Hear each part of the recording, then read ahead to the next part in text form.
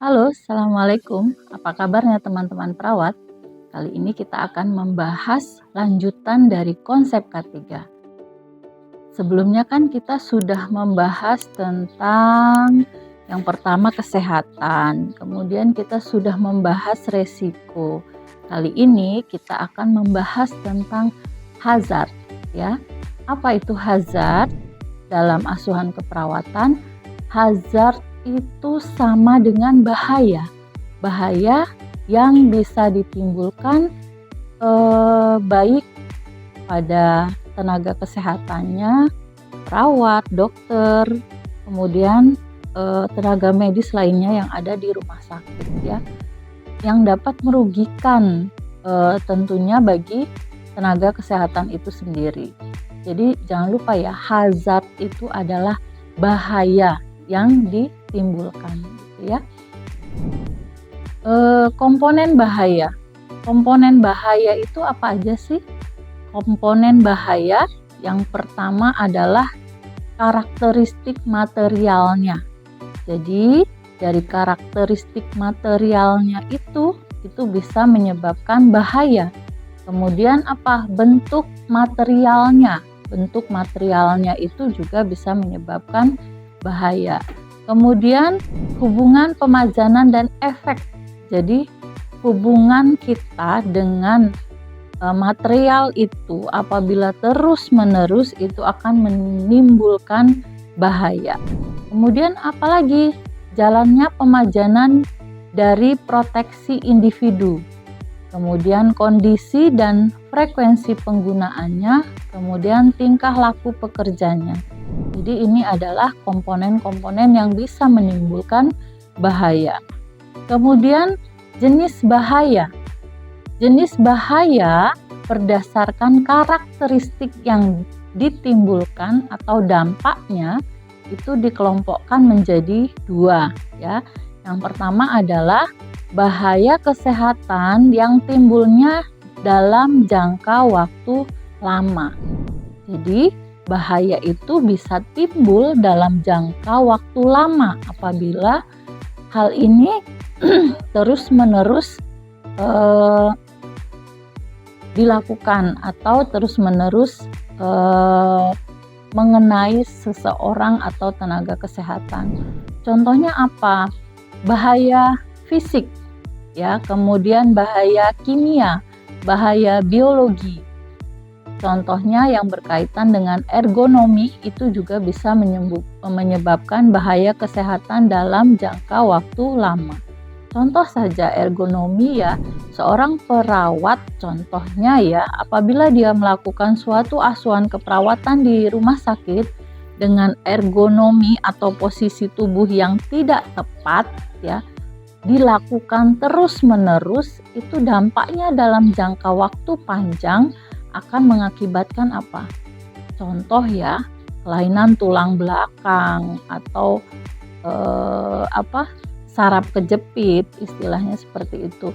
Nah, itu adalah satu kondisi atau bahaya kesehatan yang terjadinya lama karena hal contoh seperti posisi tubuh yang dilakukan dalam jangka waktu lama seperti itu. Kemudian apalagi? Misalnya polusi udara, ya. Polusi udara yang terus-menerus akan menimbulkan dampak bagi tenaga kesehatan itu sendiri atau seseorang, gitu ya. Jadi kalau polusi udara itu hanya sehari, 2 hari, sebulan, 2 bulan mungkin belum ada dampaknya. Tetapi setelah bertahun-tahun itu baru akan menimbulkan bahaya kesehatan. Yang selanjutnya adalah bahaya kesehatan yang dapat timbul saat ini. Jadi sewaktu-waktu bisa, ya. Contoh cedera, kemudian kebakaran, ya, kemudian tertusuk atau terpotong. Nah, itu adalah bahaya-bahaya kesehatan yang bisa timbul saat ini juga atau sewaktu-waktu, ya. Bisa disebabkan oleh peralatan misalnya yang tidak baik atau peralatan yang digunakan yang tidak sesuai standar, gitu ya. Jadi itu adalah jenis-jenis bahaya. Yang selanjutnya adalah pengelompokan jenis bahaya yang lain. Yang pertama adalah mekanikal, ya. Jadi bahaya yang ditimbulkan oleh misalnya proses yang bergerak, ya, sehingga dampaknya bisa tertusuk, terpotong, terjepit, tergores gitu ya. Contoh saja misalnya kita bekerja di pabrik ya, pabrik-pabrik yang memang kerjanya itu banyak menggunakan mesin contohnya ya. Nah, mesin itu salah satu bahaya mekanikal ya, sehingga apabila kita tidak berhati-hati dalam menggunakan mesin itu, maka si pekerja itu bisa mengalami bahaya terpotong misalnya ya. Kita banyak ya mendengar di perusahaan tertentu, kemudian pekerjanya yang ada misalnya tangannya terpotong karena masuk ke dalam mesin dan yang lain. Nah, itu adalah jenis dari bahaya yang mekanikal ya. Kemudian yang selanjutnya adalah elektrikal ya. Bahaya elektrikal ini adalah bahaya yang disebabkan oleh arus listrik ya.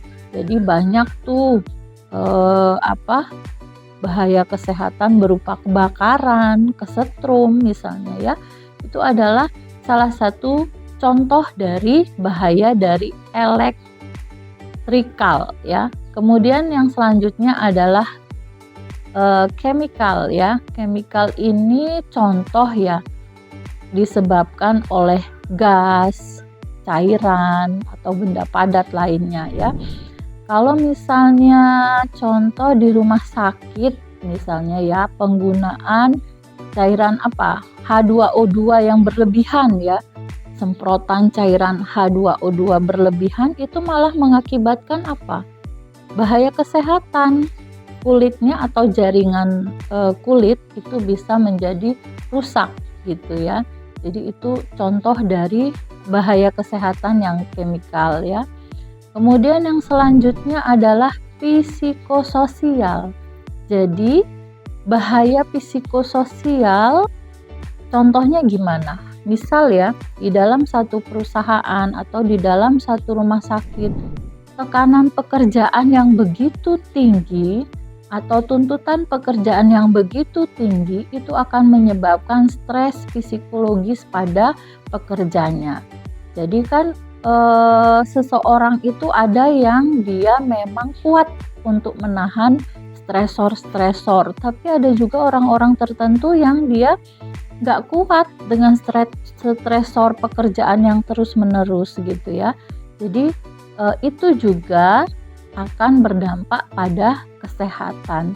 Jadi kita menempatkan seseorang dalam bekerja itu juga harus dilihat atau dipertimbangkan psikologisnya. Apakah orang ini termasuk kuat dalam menerima stresor-stresor atau tidak gitu. Sehingga kita meminimalkan bahaya kesehatan yang disebabkan oleh psikologis atau psikososial ya. Kemudian hazard ergonomi. Nah, tadi sudah disinggung. Ergonomi itu apa sih? Ergonomi itu adalah bentuk tubuh ya. Misalnya kalau kita berdiri tegak, ya harapannya memang lurus tulang belakangnya seperti itu. Nah, kemudian kalau kita misalnya duduk atau jongkok mengambil benda tertentu itu baiknya nggak cuma begini ya, karena kalau begini ngambil benda di bawah itu posisi ergonomi tulang belakangnya itu nggak bagus. Jadi harusnya ya semua tubuh kita turun atau jongkok gitu ya, jongkok turun ke bawah ngambil. Nah, itu adalah posisi ergonomi yang tepat. Kalau posisi ergonomi tubuh kita salah dan dilakukan terus-menerus, itu akan menimbulkan bahaya. Apalagi perawat contohnya ya di rumah sakit, misalnya mengangkat pasien, membolak-balik pasien, membereskan alat-alat kesehatan. Kalau posisi ergonominya nggak tepat, itu akan berdampak pada contoh tulang belakangnya ya, bisa saraf kejepit lah istilahnya, atau bisa gangguan bentuk dari tulang belakang, lordosis, kiposis misalnya seperti itu ya. Kemudian pengendalian bahaya. Supaya bahaya ini tidak terjadi, apa sih yang harus dilakukan? Yang pertama adalah menghilangkan. Kalau memang komponen bahaya itu bisa dihilangkan, maka tidak digunakan gitu ya. Kemudian yang selanjutnya mengganti material yang lebih aman gitu ya. Kemudian pengendalian yang ketiga adalah meminimalisasi, mengurangi jumlah yang digunakan. Kemudian yang selanjutnya adalah desainnya dipermudah misalnya, sehingga mempermudah pekerja atau tenaga kesehatan untuk melakukan sesuatu. Kemudian administrasi atau perubahan proses atau rotasi kerja ya.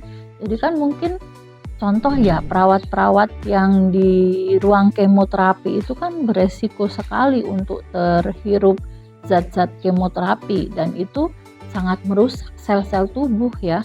Jadi harapannya perawat yang di kemoterapi nggak selamanya di situ, dirotasi gantian gitu ya.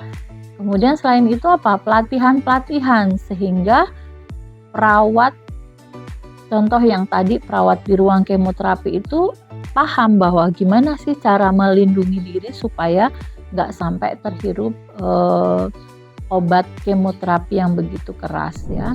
Kemudian apalagi? Pemberian alat perlindungan diri atau APD. Jadi alat pelindung diri yang baik, contoh pada perawat-perawat di ruang kemoterapi, itu harapannya bisa mengendalikan bahaya kesehatan seperti itu ya.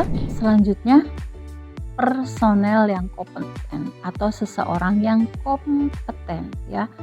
Seseorang yang kompeten di bidang K3 itu bisa dokternya, bisa paramedisnya, kemudian bisa ahli K3-nya sendiri, dan bisa ahli K3 kimia. Nah, yang dikatakan dokter kompeten itu seperti apa? Yang dikatakan dokter kompeten di bidang K3 itu indikator atau syarat-syaratnya itu ada di Permenaker undang-undang yang ada di slide ini ya. Contoh yang Permenaker nomor 1 tahun 1976. Nah, di situ ada syarat-syarat atau indikator dokter kompeten di bidang K3. Kemudian paramedis yang kompeten standarnya itu ada di Permenaker nomor 01 1973. Kemudian ahli kimia K3 itu ada di Permenaker nomor 187/Men/1999. Nanti teman-teman silahkan dilihat ya Permenaker dan undang-undang yang berhubungan dengan tenaga kompeten di bidang K3. Selanjutnya, kalau kita perawat itu nggak lepas dari namanya asuhan keperawatan, mulai dari pengkajiannya, kemudian analisa datanya, diagnosa keperawatannya, rencana intervensinya, implementasi dan evaluasi. Nah, di sini di K3 ini contoh analisa data. Analisa data yang perlu kita kumpulkan adalah data-data fokusnya. Contohnya data fokus tentang apa? Tentang kecelakaan kerja yang sering terjadi. Jadi di satu instansi baik kesehatan maupun instansi kerja yang lain, kecelakaan kerja yang sering terjadi itu apa ya? Kemudian perilaku yang tidak sehat apa? Kemudian lingkungan yang tidak sehat yang seperti apa? Penyakit akibat kerja yang sering terjadi di situ apa? Kemudian pengetahuannya bagaimana, kurangnya fasilitas pendukung yang mana. Jadi kita analisa masalah-masalah atau data-data yang ini tadi. Setelah itu kita kumpulkan data fokusnya, baru kita bisa merumuskan diagnosa keperawatannya. Contoh diagnosa keperawatan yang bisa muncul di K3 ini adalah resiko peningkatan penyakit akibat kerja berhubungan kurang pengetahuan pekerja dan perusahaan tentang standar kesehatan dan kesehatan kerja. Kemudian bisa juga disebabkan oleh posisi kerja yang tidak benar, kemudian fasilitas kerja yang kurang, misalnya gitu ya. Itu contoh dari diagnosa keperawatannya. Nah, setelah diagnosa keperawatan ini kita tegakkan, selanjutnya kita akan membuat rencana keperawatannya. Rencana keperawatannya ini kita sesuaikan dengan masalah keperawatan yang timbul. Jangan lupa kita buka-buka buku primbon kita ya. Buku apa? Buku Standar Intervensi Nasional Perawat ya. Jadi jangan lupa itu buku-buku primbon kita dibuka ya. Nah, itu saja teman-teman tentang hazard pada K3. Apabila dirasa materi ini bermanfaat, jangan lupa like, subscribe, dan share ke teman-teman yang lain ya. Assalamualaikum.